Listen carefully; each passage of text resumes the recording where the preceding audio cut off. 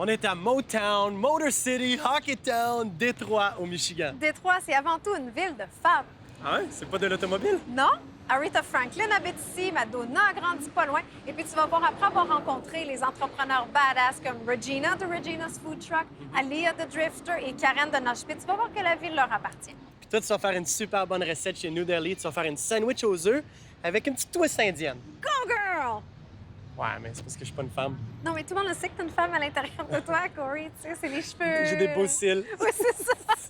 Go, girl! Go, girl! Tout puis moi.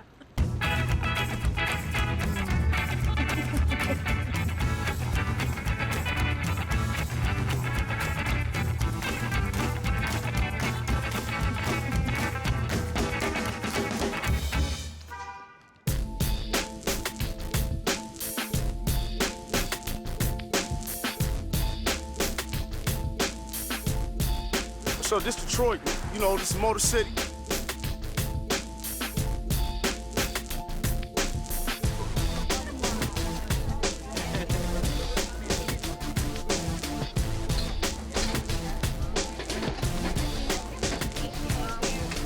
Regina, qu'est-ce qui t'a convaincu d'ouvrir un camion-restaurant?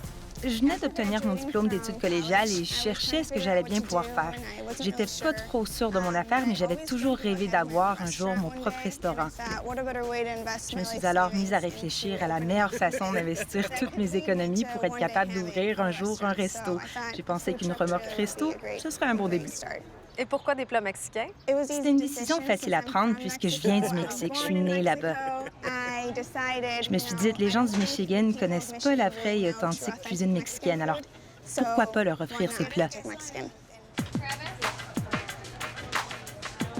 Qu'est-ce que tu manges? Je mange des tacos de poulet et de la viande. On s'est fait dire que c'était des tacos traditionnels mexicains. Est-ce que tu es en mesure de confirmer? Bien sûr, c'est très authentique. Oui. Oui, Est-ce que c'est important pour toi de voir l'arrivée des camions-restaurants à Détroit? mais oui, je pense que c'est une idée très fantastique parce que moi, je suis mexicaine, donc pour moi, trouver la cuisine très authentique, c'est très important pour moi. Mhm. Qu'est-ce que tu manges? Ça a l'air tellement bon. Ça s'appelle churro. Je me souviens avec d'Argentine parce que nous avons ça. Oui. Et, tu peux avoir le chocolat chaud avec ça. Ça, c'est la combinaison parfaite. Oui. Ah. Et je suis allée pour 3 fois à Mexico et c'est très authentique. D'où tu prends ton inspiration pour ton menu? Est-ce que c'est des recettes traditionnelles? Est-ce que ça vient de ta mère, par exemple? Oui, certaines recettes viennent en effet de ma famille. Pour les autres recettes, j'ai eu beaucoup d'aide de ma chef cuisinière. Elle s'appelle Ada. Elle m'aide énormément à améliorer les recettes, à les rendre différentes, à les corriger pour qu'elles soient les meilleures. On est toutes les deux originaires du Mexique et oui, on est très bonnes pour créer de nouveaux plats. J'aime aussi le fait qu'on ne fasse pas la cuisine dans la remorque. On prépare la nourriture dans une cuisine collective. Tout y est cuit, puis on transporte tout dans le camion-restaurant par après. On met ça dans notre équipement de conservation et on ne fait que servir la nourriture à partir du camion. C'est vraiment un bon système pour les grands événements. On sert tellement plus rapidement quand tout est déjà préparé et cuit.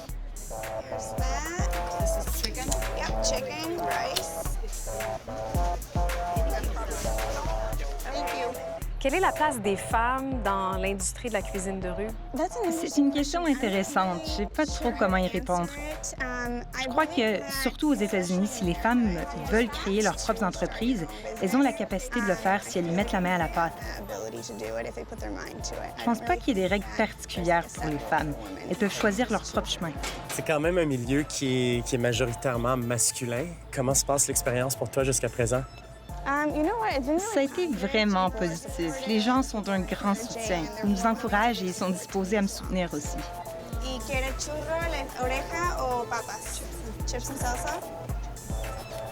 La seule chose que je dirais, c'est qu'au début, je pense que les gens sont un peu surpris de me voir conduire et reculer cette grosse remorque. Et quand ils me voient sortir et remarquent que je suis petite et tout, ils sont un peu déconcertés. Ils me demandent si j'ai besoin d'aide et moi, je leur dis non. Mais je pense qu'une fois qu'ils ont vu que je peux le faire, ils sont toujours surpris, mais d'une bonne manière. Quelle sorte de taco on devrait essayer? Je voudrais prendre les deux, un au poulet et un au steak, avec la salsa. J'aime ça. Voici nos tacos au steak et au poulet. Les sauces vont de la plus piquante à la plus douce. Elles sont très fraîches, elles ont été faites ce matin. Je vous recommande celle à l'avocat, c'est vraiment bon. Et si vous mélangez des sauces, ces deux-là vont très bien ensemble.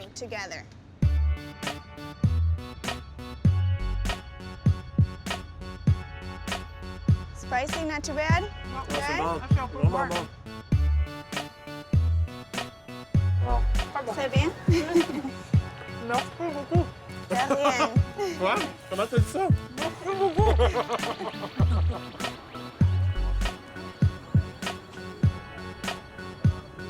Détroit est une ville assez intéressante quand même parce que c'est une ville qui a connu des moments difficiles avec la dernière récession, mais ça semble s'améliorer. Comment on pourrait décrire la situation à Détroit en ce moment? Dans les dernières années, on voit vraiment un début de regain. Donc, ça s'améliore. On voit des nouvelles boutiques ouvrir leurs portes au centre-ville, des nouveaux restos aussi. Il y a aussi un nouveau tramway qui a toute l'artère principale Woodward. Et des grosses compagnies aussi qui viennent s'installer en ville. Il y a entre autres le constructeur automobile Ford qui vient d'annoncer dans les derniers jours qu'ils vont ouvrir des bureaux dans l'ancienne gare abandonnée de Détroit. Ah ouais! Cette gare abandonnée-là, en fait, c'était vraiment un peu le symbole du déclin, c'est ça, du déclin de la ville. C'était énorme, c'était tout en ruine. Il faut dire qu'il y a quand même encore de la pauvreté. Il y a encore des quartiers où on voit des maisons qui ont brûlé, encore beaucoup de buildings abandonnés, mais tranquillement, c'est en train de revenir. Est-ce que l'amélioration de la situation économique a des répercussions sur la cuisine de rue? Oui, en fait, les gens dans l'industrie parlent vraiment d'une renaissance en quelque sorte. On en voit beaucoup plus qu'il y a 4 ans, des camions-restaurants. Et on les voit aussi qui commencent à apparaître en banlieue, comme ici à Ferndale. Donc, c'est pas seulement au centre-ville. Il y a combien de camions-restaurants à Détroit? C'est un peu difficile à mesurer parce que il y a des camions qui ont leur permis de la ville de Détroit, mais il y en a d'autres aussi qui c'est plus au niveau du Michigan qui ont leur permis. Donc de temps en temps, ils viennent à Détroit, c'est ça. Donc, c'est un peu difficile à les compter. Mais ce que les gens disent, c'est à peu près au moins une cinquantaine. Et comment la municipalité s'est organisée pour encadrer cette industrie-là, qui est nouvelle quand même? Oui. En fait, c'est assez particulier parce que en ce moment, les camions-restaurants ne peuvent pas se stationner dans les rues de la ville. Mais il faut dire que le conseil municipal travaille sur un nouveau projet de loi pour justement mieux encadrer l'industrie, essayer de trouver des nouvelles façons d'augmenter les espaces où ils peuvent se stationner. Vous habitez Détroit depuis combien de temps?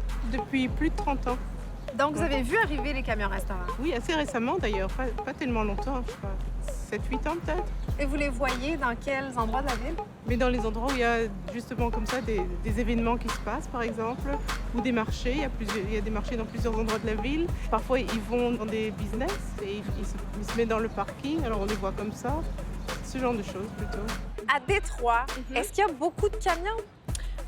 Oui, plutôt aussi à Mexican Town. C'est un quartier de Détroit qui a de la nourriture, de la culture mexicaine. Mais oui, maintenant, à Centre-Ville, à Eastern Market, ça devient de plus en plus fréquent, les food trucks ici. Est-ce qu'il y a beaucoup de femmes entrepreneurs dans l'industrie des camions-restaurants? Oui, il y a quand même beaucoup de femmes. Juste ici, on a Regina. Puis on a aussi là-bas un petit chariot à crème glacée. C'est une femme qui s'en occupe. Entre autres, c'est une femme qui est derrière le projet du Detroit Fleet. Donc ça a été créé pour offrir un espace justement aux camions-restaurants, un endroit où ils pouvaient se rassembler puis offrir de la nourriture. Puis il y a même un bar permanent avec ces camions-là. Donc c'est une femme qui est derrière ce projet-là. C'est aussi elle qui a fondé Delectables, qui est un des camions-restaurants les plus connus à Détroit. Donc oui, on commence à voir des femmes dans cette industrie-ci. Super!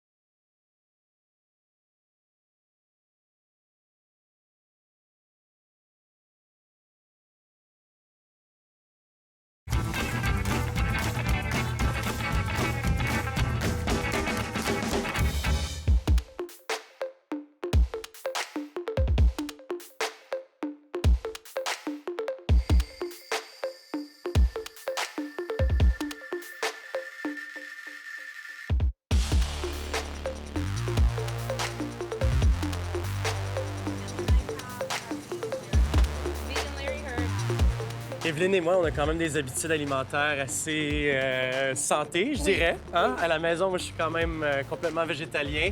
Alors, c'est clair qu'une émission de camion-restaurant, on s'éloigne souvent de nos habitudes. C'est un plaisir de découvrir un camion végétalien. Pourquoi c'est important pour toi? La raison pour laquelle j'ai décidé d'avoir un camion-restaurant végétalien, c'est qu'en tant que parent, je cherchais un camion qui proposait des aliments santé aux enfants et aussi avoir un impact environnemental. En tant que végétalienne et végétarienne pendant une bonne partie de ma vie, je n'avais pas beaucoup de choix comme consommatrice. Alors, ma partenaire et moi avons trouvé quelque chose qu'on n'avait pas beaucoup vu ailleurs. On voulait pas seulement servir des mets végétaliens, mais aussi avoir un impact positif sur l'environnement.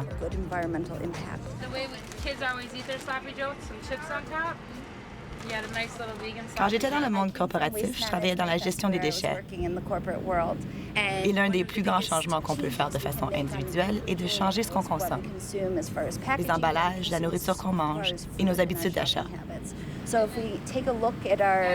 Alors au quotidien, il y a des très petites choses qu'on peut faire et qui font une énorme différence. Il n'est pas nécessaire de devenir totalement végétalien, mais au moins on peut essayer de manger végétalien ou quelques repas par semaine. Ça fait toute la différence.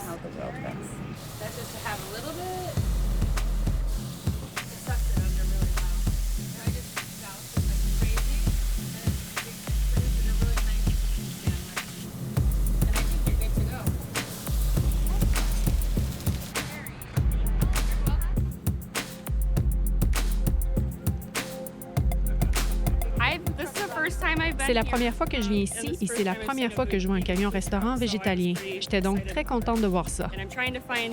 En plus, je cherche un camion-restaurant pour mon mariage. Alors, je vais peut-être les contacter et manger végétalien. Quelle est la place des femmes dans l'industrie de la restauration de rue? C'est une très bonne question. Grand soupir! Quand j'ai commencé, je ne cherchais pas à avoir un personnel entièrement composé de femmes.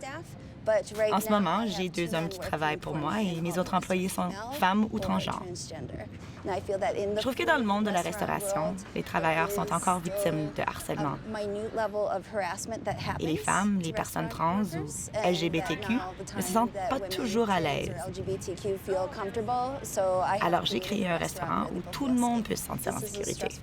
C'est un travail très stressant et on ne veut pas que les gens se sentent déprimés ou rejetés. Oh, Lord, won't you bow me? I'm sorry. I can't stop my head. I just want to sit. Que ça fait du bien de manger de la bonne nourriture santé. Qu'est-ce qu'on va goûter de ton menu aujourd'hui? On a 2 sandwichs qui sont nos meilleurs vendeurs. Le premier, c'est le Karen Sandwich. Il a été nommé à mon honneur. C'est pas moi qui l'ai nommé. C'est du pain de seigle avec de l'aoli, un pesto végétalien à base de miso et de betterave, des poivrons rouges rôtis et du fromage végétalien. Puis on le fait griller. C'est très délicieux. Ça donne une touche umami qui ajoute du sel et c'est bon. L'autre que je vais vous préparer, c'est le Larry Sandwich. C'est notre corned beef Reuben. On met les betteraves dans la saumure pendant quelques jours, exactement comme on le ferait avec du bœuf. Ça donne une belle texture et un goût salé aux betteraves. Puis, on les transforme en Reuben avec une sauce mille-îles, crémeuse et sucrée. Ça, c'est pour moi. Toi, t'aimes ça, les betteraves? Merci beaucoup. Merci. Oh, this one is for you, Evelyn. Toi, c'est les betteraves. This one is for you. C'est pas du frais fromage, mais ça paraît pas, hein? Ah non.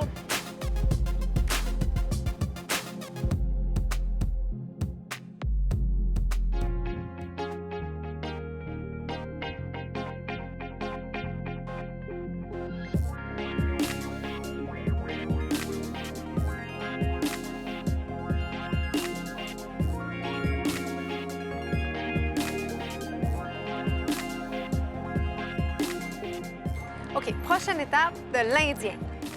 J'aime l'Indien, mais c'est vrai qu'il me faut comme un petit boost d'énergie, là. Oh, petite nature. Je vais essayer du café. Tu bois pas ça, du café? Non, je sais, mais tu sais, à cette émission-là, on essaie des nouvelles affaires. Ah ouais! Parce que tu vas manquer quelque chose. Ouais. Ouais. J'en prendrai pas trop, là, je te Non, non, promets. non, commence doucement, là. OK. Le café, c'est fort. Je reviens tout buzzé. là. OK, ça va.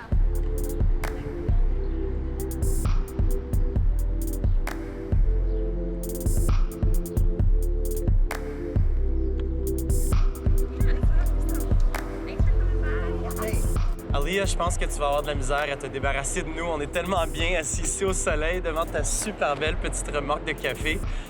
Ça a commencé comment, cette histoire, pour toi? Eh bien, ça a commencé il y a environ 3 ans, lorsque j'ai acheté cette remorque. J'ai décidé que je voulais avoir un café mobile dans la région de Détroit. Aller dans les différents quartiers, servir du café, rencontrer des gens, se faire des amis, tester les différents quartiers pour voir où on voudrait s'installer et ouvrir un café un jour. Anyway, thank you so much. You're welcome. If you need any fixins, it's all on the side. Okay. Les gens me trouvent vraiment fou pour ça, mais je bois pas de café. Alors, j'ai vraiment aucune idée comment faire pour bien choisir un café. Comment on fait? Pour avoir une bonne tasse de café, tu dois chercher des grains de très bonne qualité provenant d'une même origine. C'est-à-dire que tous les grains utilisés pour préparer ta tasse proviennent tous du même pays ou mieux encore de la même ferme. Quand tu goûtes au café, tu dois rechercher douceur, éclat, acidité, et tu veux juste un soupçon d'amertume. C'est comment être une femme dans l'industrie de la cuisine de rue? C'est difficile. Je dois vraiment me battre pour qu'on me prenne au sérieux. Souvent, on passe en me regardant bizarre. Les gens pensent vraiment que je peux pas y arriver seule. On me demande toujours si j'ai besoin d'aide et on me traite comme si je savais pas ce que je faisais. C'est donc très frustrant. Je pense qu'on doit s'attaquer à ce manque de respect que cette industrie a envers les femmes.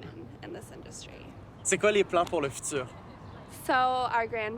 Dans nos grands projets, on va ouvrir un café cet automne. C'est mon rêve depuis presque 10 ans. Maintenant, je me sens assez confiante pour ouvrir le café. On prévoit ouvrir cet automne et on va continuer à utiliser la remorque à café pour se promener dans la communauté, pour les événements, les mariages et pour d'autres choses du genre. Really? Well, hey, let me give you a card. En premier, on a un café de Papouasie-Nouvelle-Guinée. Si tu ne savais pas, c'est près de l'Australie. Il y a des notes de chocolat noir avec un peu de mélasse douce et d'agrumes. Ça sent tellement bon. Et j'ai aussi un café d'Ouganda pour toi aujourd'hui. Il y a des notes de figues sucrées et des notes de chocolat au lait. Ce café est un peu plus sucré, mais il y a une belle amertume.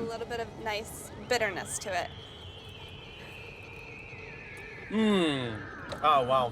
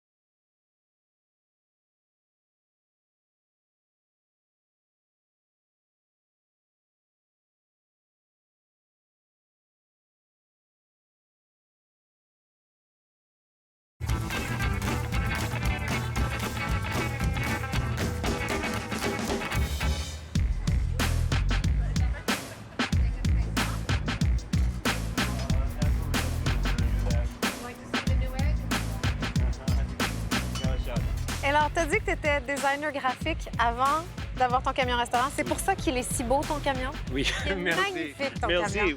Nous l'avons fait, Lena et moi. Nous l'avons fait nous-mêmes. Elle a fait le dessin. Je l'ai arrangé comme ça. Il faut montrer qu'il y a quelque chose de bizarre qui se passe dedans. Pourquoi bizarre?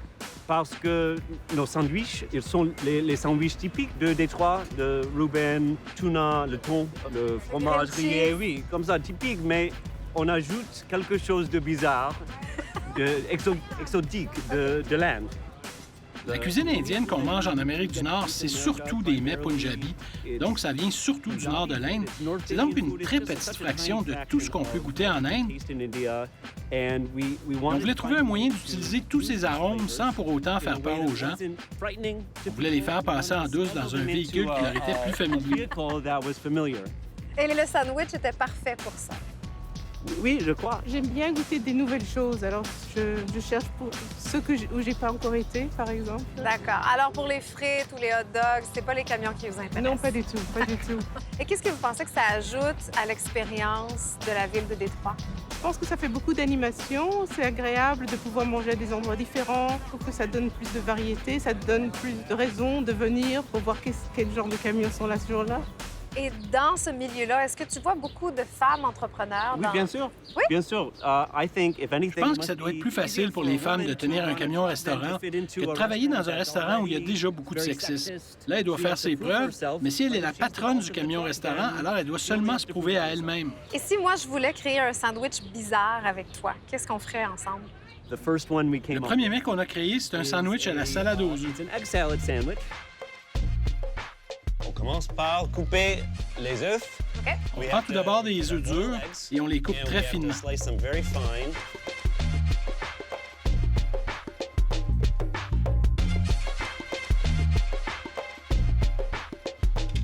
Voilà, nos œufs sont coupés. On va ajouter de la mayonnaise, du sel, du poivre. OK. Et là, on a une salade aux œufs. Bon, un peu de sel et de poivre comme ça. Great. Parfait. On va maintenant ajouter quelques saveurs intéressantes, du piment, des feuilles de curry et cette vinaigrette à la moutarde faite de graines de moutarde noire. On peut mettre tout ça dans le bol.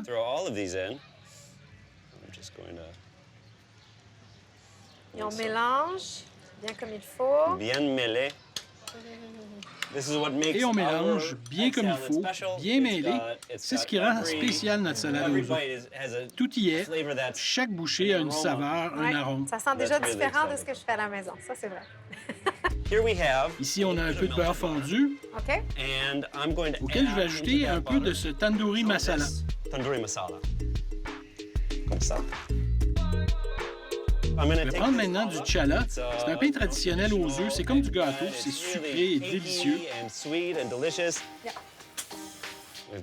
Maintenant, le pain rôti, il a bien absorbé toute cette délicieuse saveur. Et de l'autre côté, on a un chala bien sucré, comme de la brioche. Sweet challah, like brioche. Une brioche, exactement. C'est comme une brioche. Et maintenant, on est prêt pour le mettre dans le pain? C'est vrai. On peut maintenant mettre la salade aux œufs entre les tranches de pain. Super. Voilà, on a un beau morceau de sandwich, un autre ici. On va les placer comme ça, dans la boîte, avec nos chips épicés.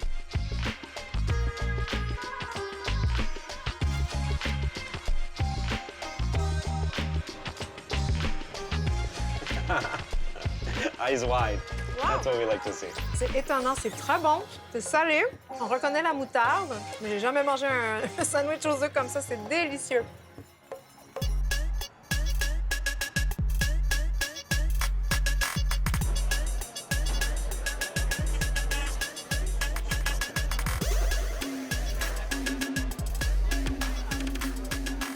Je vais dire de façon générale, Détroit, je savais pas trop à quoi m'attendre parce qu'on est quand même au courant de ce qui s'est passé dans les 2 dernières décennies surtout. Puis j'avoue que ça a été un peu un choc culturel en arrivant. Il y a beaucoup de bâtiments délabrés, il y a beaucoup de terrains vagues où il avait une maison il y a quand même pas si longtemps, mais que ça a été rasé par la ville pour nettoyer. Mais aussitôt qu'on se trempe les orteils comme il faut, qu'on se met à jaser avec les gens, qu'on découvre bien la ville, on réalise à quel point les gens sont vraiment fiers de leur ville, puis travaillent extrêmement fort pour bien reconstruire Détroit. C'est beau. Oui, c'est vrai. J'ai remarqué ça moi aussi. Puis ce qui m'a frappé, c'est les femmes qu'on a rencontrées réussissent à se démarquer. Je pense à Regina qui est toute jeune. Oui. Ses affaires vont super bien. Ou à Karen, dont le camion a été voté le meilleur de Détroit. Tu sais, c'est remarquable, je trouve. On sent le Detroit muscle, hein, comme ils disent. T'appelles ça des muscles? Hey! Regarde, ça, c'est du muscle, mon ami. Girl power. Yes! Santé!